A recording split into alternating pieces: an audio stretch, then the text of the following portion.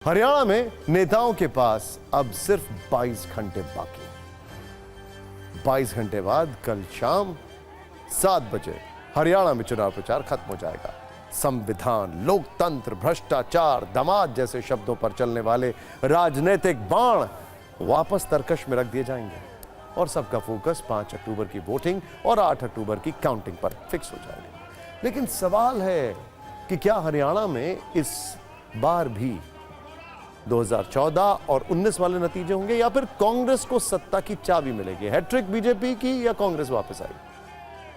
इसका फैसला एक सड़क करने वाली, हरियाणा से गुजरने वाली वो महत्वपूर्ण सड़क जिसके आसपास के विधानसभा क्षेत्रों को जीतने वाली पार्टी हरियाणा में राज करती है।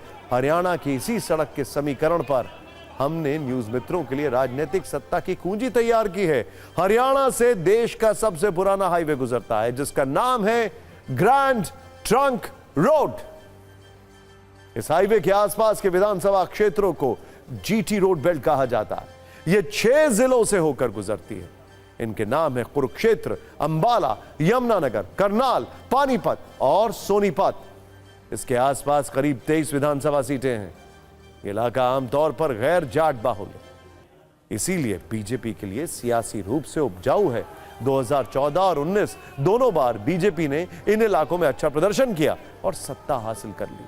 2014 में बीजेपी ने जीटी रोड बेल्ट की ओर की 23 में से 21 सीटें जीती थी। 2 सीटें दूसरे दलों को मिली थी। 2019 में बीजेपी को 23 में से 12 सीटें मिली, कांग्रेस को सिर्फ 9 सीटों से संतोष करना पड़ा। यानी दोनों बार बीजेपी को अच्छी खासी बढ़त थी। इसी इलाके से बीजेपी को इस बार भी उम्मीद है। यह बात कांग्रेस को भी समझ आ चुकी है, इसीलिए कांग्रेस इस बार इसी जीटी रोड बेल्ट को टारगेट कर रही है, जहां बढ़त बनाने पर कांग्रेस का रास्ता साफ हो जाएगा और इसकी जिम्मेदारी खुद राहुल गांधी ने उठाई। राहुल गांधी हरियाणा में जिन इलाकों में रोड शो कर रहे हैं वो जीटी रोड के आसपास ही फैले हुए हैं। राहुल गांधी की विजय संकल्प यात्रा का पूरा रूट ही इन इलाकों के आसपास डिजाइन किया गया है। राहुल गांधी ने अपनी विजय संकल्प यात्रा की शुरुआत मुख्यमंत्री नायाब सिंह सैनी के गढ़ नारायणगढ़ से शुरू की और कुरुक्षेत्र तक पहुंची। इस दौरान 10 विधानसभा सीटों को कवर किया गया। चर्चा है कि 3 अक्टूबर को राहुल गांधी फिर उसी इलाके के दौरे पर जा सकते हैं, जिससे उनकी रणनीति और मजबूत होगी। हरियाणा की जीटी रोड बेल्ट के सोनीपत में कांग्रेस की स्थिति मजबूत मानी जाती है। जहां जाटों की संख्या अधिक है, वहीं पानीपत, करनाल, कुरुक्षेत्र और अंबाला में बीजेपी को ताकत मिली, क्योंकि इन इलाकों में जाटों की संख्या कम है। यह बेल्ट ब्राह्मण, बनिया, पंजाबी, सैनी और ओबीसी जातियों से भरी है। वहां बीजेपी की मजबूत पकड़ है। अगर इन इलाकों को जातियों के आंकड़ों से समझें तो पिछड़ी जातियों और अनुसूचित जातियां 62% है, जाट 18%, ब्राह्मण 11%, पंजाबी 9% है। यानी जाट इस इलाके में कमजोर है और दूसरी जातियों की संख्या ज्यादा है। तो कांग्रेस के लिए चिंता की बात है, क्योंकि इन जातियों ने पिछले 2 बार से बीजेपी के लिए खुलकर वोटिंग की। जीटी रोड बेल्ट की तरह अहिरवाल क्षेत्र से भी बीजेपी को बड़ी उम्मीदें हैं। इस क्षेत्र में गुरुग्राम, रेवाड़ी, महेंद्रगढ़ और भिवानी शामिल है, जहां यादव और ब्राह्मणों की अच्छी खासी संख्या है। इस बेल्ट में कुल 11 सीटें आती हैं। 2014 में बीजेपी ने अहिरवाल की सभी 11 सीटें जीती थी और 2019 में 11 में से 8 सीटें पार्टी के खाते में। कांग्रेस में जाटों का झुकाव बढ़ रहा है, लेकिन ध्रुवीकरण की स्थिति में दूसरी जातियां बीजेपी की तरफ जा सकती हैं और इससे बीजेपी को इस इलाके में फायदा हो सकता है। शायद इसीलिए कल प्रधानमंत्री मोदी अहिरवाल क्षेत्र में रैलियां करते हैं, जबकि राहुल गांधी जीटी बेल्ट वाले इलाके में चुनावी भाषण से ज्यादा लोगों से डायरेक्ट कनेक्ट वाली रणनीति पर काम कर रहे हैं। तो उनकी विजय संकल्प यात्रा में यही दिख रहा है। अपनी चुनावी यात्रा के रूट में राहुल गांधी कभी किसी ढाबे की दुकान पर तो किसी कार्यकर्ता के घर पर पहुंच रहे। ऐसे ही वो बहादुरगढ़ में सीधे पकौड़ा चौक पहुंचे, जहां पगड़ी पहनकर उनका स्वागत हुआ।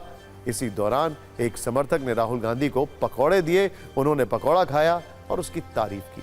बहादुरगढ़ से जब वो सोनीपत पहुंचे तो वहां के गांव में एक परिवार के घर खाना खाया।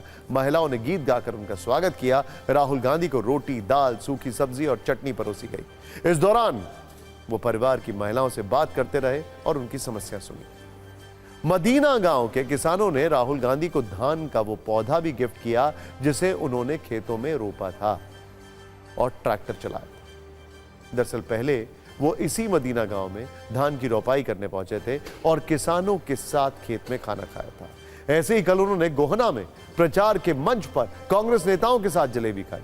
गोहना में मातूराम हलवाई की दुकान पर बनी जलेबी काफी मशहूर है। राहुल ने अपनी रैली में इसका जिक्र भी किया। उन्होंने भाषण के दौरान लोगों को जलेबी का डिब्बा दिखाया और कहा कि वो चाहते हैं कि ये जलेबी दुनिया के और देशों में पहुंचे, जलेबी की फैक्ट्री लगे जिसमें 50,000 लोग एक साथ काम कर पाए।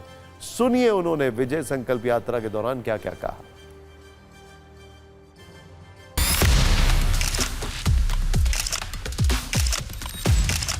जैसे ही मैंने आज ये गाड़ी में जलेबी चखी, मैंने अपने बहन को सीधा मैसेज भेजा, आज मैंने अपनी लाइफ में सबसे अच्छी जलेबी खाई है। कि ये जो आपकी जलेबी है पूरे हिंदुस्तान में जानी चाहिए। और उसके बाद बाकी देशों में, अमेरिका में, जापान में अलग अलग रूप लेते हुए इसको दूसरे देशों में जाना चाहिए।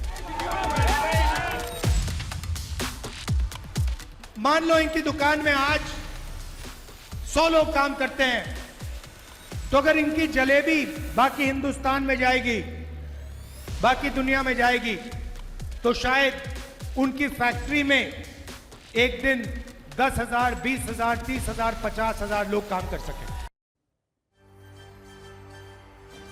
अब देखना यह है कि जनता का जो मूड है वो जलेबी की तरह है या एकदम स्ट्रेट है।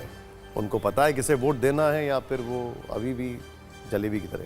खैर, हालांकि राहुल गांधी के विजय संकल्प यात्रा में आज एक दिन का विराम है।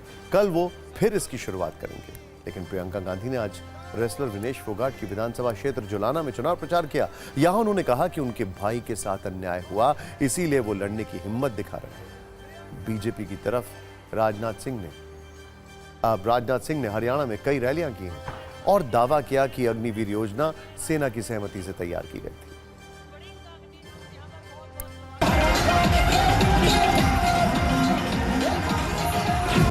अगर मेरे भाई राहुल गांधी के साथ अन्याय नहीं होता,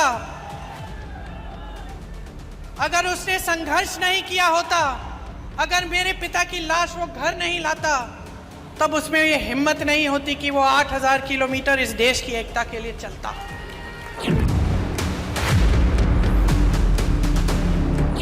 अगर विनेश के साथ अन्याय नहीं होता, तब शायद उसमें इतनी हिम्मत नहीं होती जितनी आज है। आपके साथ भी अन्याय हो रहा है, हिम्मत बनाओ, लड़ो, बदलो इस सरकार को, हटा दो इस भाजपा को। शेरों की पार्टी है, ये किसी से नहीं डरती है। और हमारे जो कार्यकर्ता हैं, शेर हैं, टाइगर हैं। ये आरएसएस वाले लोग बहुत लंबी लंबी बातें करते हैं, इनके कार्यकर्ताओं में दम नहीं है, इनके कार्यकर्ताओं में दम नहीं है। कांग्रेस पार्टी के सामने ये नहीं खड़े हो सकते, भाग जाते हैं। कांग्रेस के दोस्तों, बहुत हिंदुस्तान की जनता को आपने छल लिया। अब यह सिलसिला बंद होना चाहिए। राजनीति यदि करनी है तो जनता की आंखों में धूल झोंक कर राजनीति मत करो। हिम्मत है, कलेजा है तो जनता की आंखों में आंख डाल के राजनीति करो। लेकिन इनके अंदर वह कुव्वत नहीं है।